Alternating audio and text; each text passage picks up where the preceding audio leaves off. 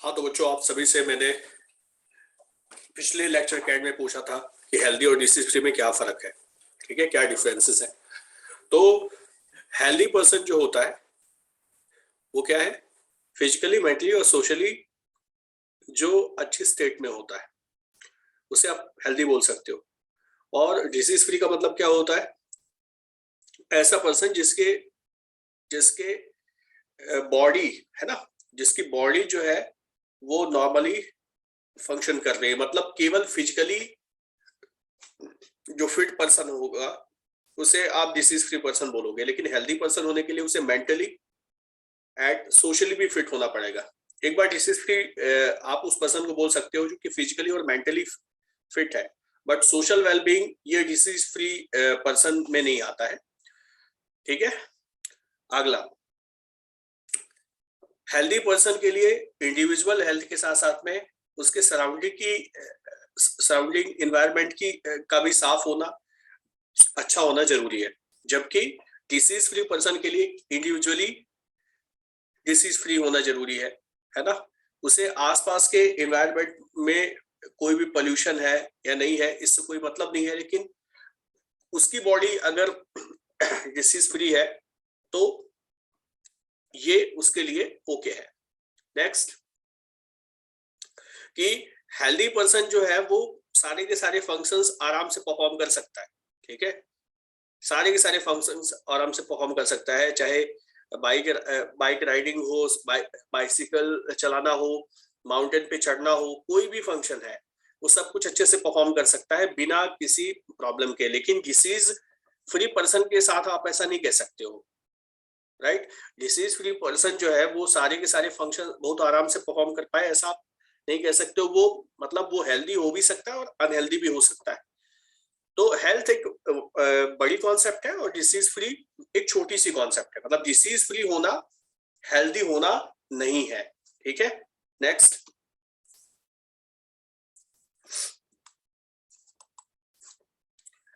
Next आता है symptoms and science, ठीक है। तो अब हम बेसिकली यहाँ पे डिसीज की बात करेंगे। जब हमने फर्क समझ लिया है कि डिसीज और हेल्थ में क्या फर्क है, तो अब हम यहाँ पे डिसीज की बात करते हैं कि डिसीज बेसिकली कहाँ से पता चलता है कि किसी भी पर्सन को कोई डिसीज है। तो पता चलता है सिम्टम्स और साइंस से। अब आपको लग रहा होगा यार सिम्टम्स और साइंस तो एक जैसा दिख रहा है, तो इनमें फर्क क्या है। फर्क है, आपको पता चलेगा आने वाले 1-2 मिनट में कि इनमें क्या फर्क है। पहली बात, कि सिम्टम्स क्या होते हैं। सिम्टम्स से ये पता चलता है कि आपकी बॉडी में कोई ना कोई प्रॉब्लम है, आपकी बॉडी डिस्कम्फर्ट में है, ठीक है। सिम्टम्स से आपको ये पता चलता है। सिम्टम्स क्या हो सकते हैं, हेडेक, कफ, लूज मोशन, है ना, स्किन लेजर्स। स्किन लेजर्स का मतलब होता है स्किन में छाले पड़ना, ठीक है। और क्या, जो पीलिया होता है ना, पीलिया आप लोगों ने जो है तो पीलिया जरूर सुना होगा। पीलिया एक सिम्टम है, पीलिया कोई बीमारी नहीं है। बीमारी पीलिया जो है बहुत सारी बीमारियों में हो सकता है, जैसे hepatitis A B C D, इन सभी में हो सकता है। एक येलो फीवर होता है, उसमें भी पीलिया हो सकता है। तो पीलिया एक सिम्टम है, पीलिया कोई बीमारी नहीं है अपने आप में, ठीक है बच्चों। तो ये बात हमेशा याद रखना, ठीक है।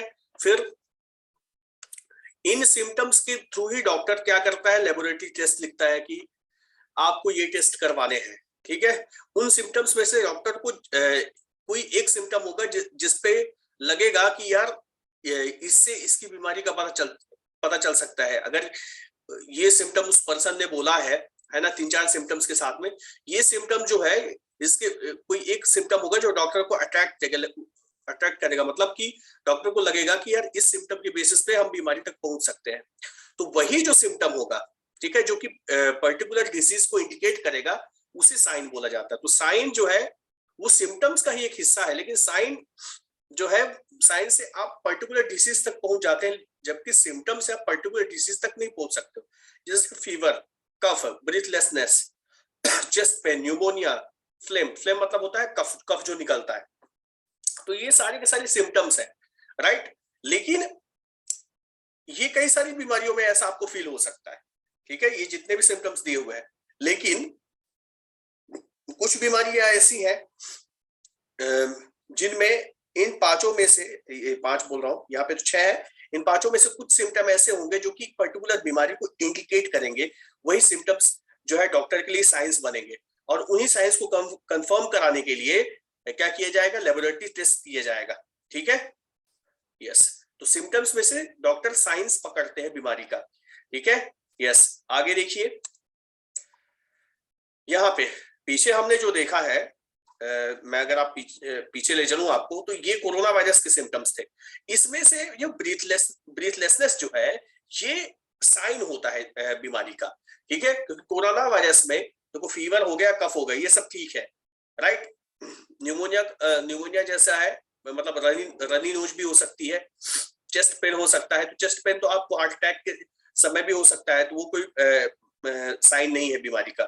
फ्लेम कफ तो आपको फ्लेम निकलना, कफ निकलना तो बहुत सारी बीमारियों में हो सकता है, राइट। तो वो कोई एक पर्टिकुलर सिम्टम नहीं। हाँ, ब्रीथलेसनेस और निमोनिया जैसे ये दो जो चीजें हैं, ये डॉक्टर को जरूर साइन जैसे फील होते हैं, और इन्हीं को कंफर्म करने के लिए जो है, इन सिम्टम्स जो आपने सिम्टम्स बताए होंगे डॉक्टर को, इनमें से इन दो सिम्टम्स को साइन मान करके डॉक्टर जो है टेस्ट लिखता है कि जनाब ये टेस्ट करा लें। ठीक है, जिससे कि पता चल जाए कि एक्चुअल में कोरोना वायरस ही है कि नहीं है। ओके, नेक्स्ट आप देखिए मलेरिया। अब ये मलेरिया के सिम्टम्स है। आप देखिए हेडेक तो आपको कोरोना वायरस में भी हो सकता है, तो ये तो पर्टिकुलर कोई सिम्टम नहीं हो सकता है मलेरिया का। फिर सिस्टमैटिक फीवर। हाँ, सिस्टमैटिक फीवर जो होता है, ये मलेरिया का एक साइन है, राइट। मलेरिया का एक साइन है। हेडेक जो है वो बहुत सारी बीमारियों में हो सकता है, बट सिस्टमैटिक फीवर जो है ये एक साइन बनता है मलेरिया का, राइट। फिर मस्कुलर फैटिक पेन, ये तो आपको वायरल फीवर में हो सकता है। बैक पेन भी आपको वायरल फीवर में हो सकता है, राइट। फिर स्किन चिल्स एंड स्वेटिंग, ये एक क्या है, ये एक साइन है। जब मलेरिया होता है तो पसीना भी निकलेगा, और पसीना निकलने के साथ में आपको क्या होगा, कपकपी आएगी, राइट। पसीना भी निकलता रहेगा और कपकपी भी आएगी, तो गजब स्थिति होती है उस समय, राइट। ये जो स्किन चिल्स और स्वेटिंग है, ये साइंस है ना। ये जो है साइंस है इसके मलेरिया की। तो साइंस जो है वो सिम्टम्स ही होते हैं, लेकिन ऐसे सिम्टम्स होते हैं जो कि आपको डिसीज तक ले जाते हैं, यानी डिसीज स्पेसिफिक होते हैं, उन सिम्टम्स को साइंस बोला जाता है। फिर देखिए ड्राई कफ तो आपको कोरोना वायरस में भी हो सकते हैं, तो ये साइन नहीं है। स्प्लीन इनलार्जमेंट, यस, मलेरिया में जो है तो स्प्लीन बड़ी हो जाती है, ये एक साइन है, ठीक है। लेकिन ये साइन इतना आसानी से समझ में नहीं आता, क्योंकि स्प्लीन तो आपके बॉडी के अंदर है, ठीक है। फिर स्टमक, नोजिया, वॉमिटिंग, ये तो और भी बीमारियों में हो सकता है, ठीक है। तो इस तरीके से सिम्टम्स और साइंस को आप समझ गए होंगे। नेक्स्ट, कॉजेस ऑफ डिसीज समझते हैं। डिसीज किन वजहों से होते हैं, डिसीज का जो मेन रूट है उनको क्या बोलते हैं, कॉजेस ऑफ डिसीज या सोर्सेज ऑफ डिसीज, ठीक है। और ये दो तरीके के हो सकते हैं, इंट्रिंसिक और एक्सट्रिंसिक। तो इंट्रिंसिक क्या होते हैं, जो ह्यूमन बॉडी के अंदर ही होते हैं, राइट। ह्यूमन बॉडी के अंदर ही जो प्रेजेंट होते हैं उनको इंट्रिंसिक बोलते हैं या इंटरनल बोलते हैं, ठीक है। इंटरनल कॉजेस या इंटरनल फैक्टर्स। और जो एक्सट्रिंसिक होते हैं वो ह्यूमन बॉडी के बाहर होते हैं, ठीक है। बाहर से हमारे बॉडी के अंदर जो है बीमारी जनरेट करते हैं, अंदर आकर के बॉडी के। तो ये दो हो जाते हैं कॉजेस, इंट्रिंसिक और एक्सट्रिंसिक। तो इंट्रिंसिक कॉजेस या इंट्रिंसिक फैक्टर्स कौन कौन से हो गए, जैसे बॉडी का कोई पार्ट जो है वो एजिंग की वजह से, जैसे आपके जब बॉडी बूढ़ी होती है तो अगर कोई बॉडी का पार्ट जो है वो धीरे धीरे काम करना कम कर देता है, तो उसको क्या बोलते हैं, इंट्रिंसिक फैक्टर। जैसे कम सुनाई देना, कई लोगों को जो कम सुनाई देने लग जाता है समय के साथ में, है ना, ओल्ड एज पीपल को धीमा सुनाई देने लग जाता है, वो इंट्रिंसिक फैक्टर हो गया, आपका कान जो है ना वो उतनी एफिशिएंसी नहीं दे रहा है। फिर जेनेटिक डिसऑर्डर, जैसे आपने सुना होगा सिकल सेल एनीमिया, कि आरबीसी जो है वो कैसे हो जाती है, सिकल सेल जैसी हो, जो हंसिए जैसी हो जाती है। आरबीसी कैसी हो जाती है, हंसिए की शेप की, राइट।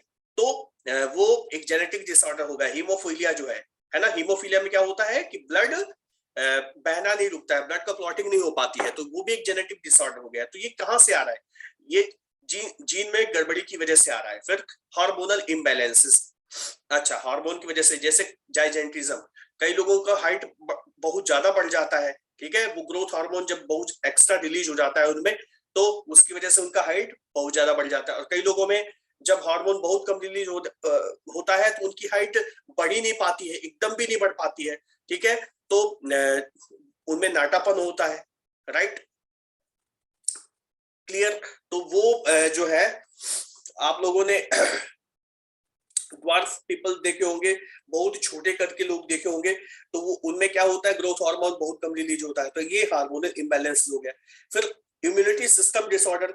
अच्छा, इम्यूनिटी सिस्टम डिसऑर्डर क्या होता है, जब आपका इम्यूनिटी सिस्टम जो होता है वो बहुत ही ज्यादा या तो हाइपर एक्टिव हो जाता है या गलत तरीके से काम करने लग जाता है, तो आपके अंदर जो है तो ऐसा डिसऑर्डर आता है। जैसे एलर्जी, एलर्जी में क्या होता है कि आपकी इम्यूनिटी सिस्टम ज्यादा एक्टिव रहता है, ठीक है, थोड़ा सा भी अगर धूल गया, थोड़ा सा भी कुछ भी गया आपके बॉडी के अंदर में, तो एकदम से इम्यूनिटी सिस्टम एक्टिव हो जाएगा और आपकी नाक बहने लग जाएगी, सांस लेना मुश्किल हो जाएगा, ठीक है। अस्थमा भी उसी तरीके का एक इम्यूनिटी सिस्टम एलर्जी है, राइट, ओके। और इम्यूनिटी सिस्टम डिसऑर्डर के और भी बहुत सारे टाइप्स, जैसे आपने ईस्टोफिलिया सुना होगा, तो वो भी एक इम्यूनिटी सिस्टम डिसऑर्डर है, जब एक पर्टिकुलर मौसम में ये लोगों को होता है। तो ये सारे जो है इंट्रिंसिक कॉजेस की वजह से होने वाले डिसऑर्डर्स है। अब देखो एक्सटेंसिव फैक्टर्स, तो एक्सटेंसिव फैक्टर मतलब जो हमारी बॉडी के बाहर से जो बीमारियां हमको लगती है, जैसे डाइट। अब अगर डाइट तो आप क्या करते हैं, बाहर से ही लेते हैं। अब अगर आपने डाइट में जो है कुछ चीजें लेनी बंद कर दी, यानी विटामिन की मान लो कमी हो गई, तो विटामिन की कमी से बहुत सारी बीमारियां हो सकती हैं। जैसे आपको नाइट ब्लाइंडनेस हो सकती है, रतौंधी हो सकती है विटामिन ए की कमी से, तो वो किसकी वजह से हुआ, अनबैलेंस डाइट लेने की वजह से हुआ, ठीक है। जैसे आपको एनीमिया हो सकता है आयरन की कमी की वजह से, आप अगर हरी सब्जियां कम खाते हैं, गुड़ वगैरह ये सब चीजें कम लेते हैं, तो इससे क्या हो जाएगा, आपके बॉडी में आयरन की कमी हो जाएगी, आरबीसी बननी कम हो जाएगी, ठीक है, नीलापन आपकी बॉडी में दिखेगा, एनीमिया जैसे साइंस आपको दिखेंगे, ठीक है, कमजोरी बहुत ज्यादा रहेगी आपकी बॉडी में, ठीक है। फिर पैथोजेंस, पैथोजेंस की वजह से, अब मलेरिया, मलेरिया क्या है, मलेरिया जो है मच्छर के काटने से होता है, और मच्छर के अंदर ऐसा क्या होता है जिससे मलेरिया होता है, मच्छर के अंदर जो है प्लाज्मोडियम होता है, आप सभी को पता है। तो प्लाज्मोडियम क्या है, प्लाज्मोडियम जो है एक एक्सटेंसिव फैक्टर है जो कि मच्छर के अंदर होता है, और मच्छर जब हमें काटता है तो एक इन्फेक्टेड पर्सन से दूसरे इन्फेक्टेड पर्सन में मच्छर के थ्रू ये जो प्लाज्मोडियम होता है वो ट्रांसफर होता है और हमें मलेरिया फैलाता है, ठीक है।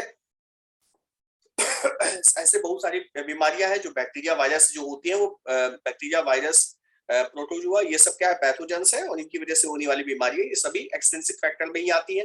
पॉल्यूटेंट्स, पॉल्यूटेंट्स की वजह से जो बीमारियां होती हैं, जैसे अगर वाटर बॉडी में कैडमियम फैल गया, या फिर मरकरी ज्यादा हो गया, बैटरी वगैरह जो होती है ना, जो आप लोग कई बार देखते हो कि घर में जो चीजें बैटरी से चलने वाली यूज कर लेते हैं और उसका उनको जो है कचरे में फेंक दिया जाता है, तो अगर वो कचरा जाके पानी के साथ मिल गया तो क्या हो जाएगा, उस वो पॉल्यूटेंट का काम करेगा, और उसकी वजह से बहुत सारी बहुत ही भयंकर बीमारियां हो सकती, कैंसर तक हो सकता है, ठीक है, बोन कैंसर हो सकता है, लंग्स कैंसर हो सकता है, ठीक है, नर्वस सिस्टम के डिसऑर्डर हो सकते हैं पॉल्यूटेंट्स की वजह से।